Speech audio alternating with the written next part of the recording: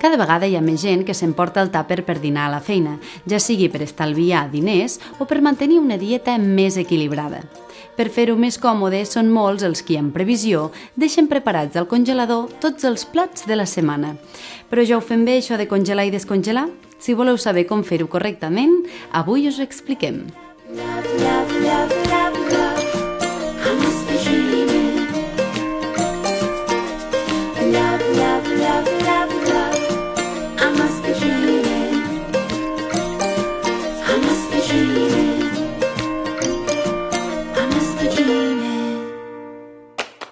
Tot i que estem molt acostumats a congelar i descongelar sense massa miraments, no som conscients que sovint cometem errors que fan que els aliments perdin propietats o que, fins i tot, puguin arribar a ser nocius per la salut.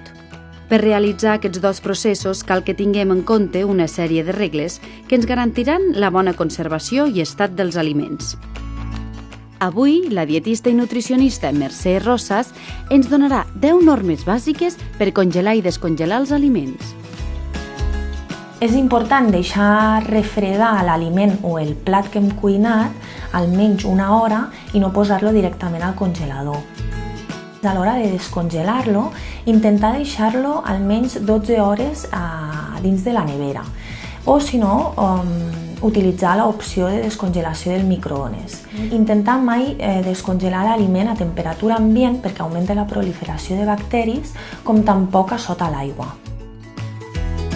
Tampoc és bona idea tornar a congelar un aliment que ja ha sigut congelat. La protecció dels aliments a l'hora de congelar-los és molt important. Sempre utilitzarem bosses que es tanquen hermèticament o recipients també amb tancament hermètic. És un bon hàbit agafar l'aliment que congelarem i etiquetar-lo amb el nom i amb la data en la que la congelem.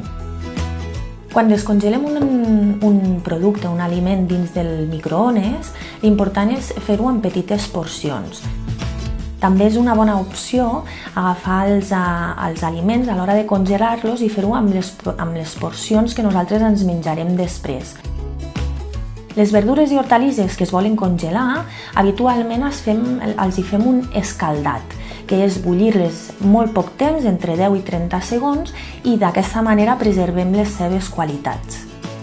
Quan congelem líquids, com poden ser sopes o cremes de verdures, l'ideal és tenir en compte que augmenten el seu volum.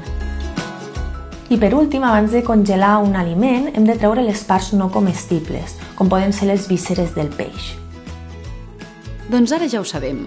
A l'hora de congelar és important esperar que els aliments es refredin. Quan vulguem descongelar hem d'utilitzar la nevera i el microones i és recomanable no fer aquests processos més d'una vegada. Això és tot. Fins la propera!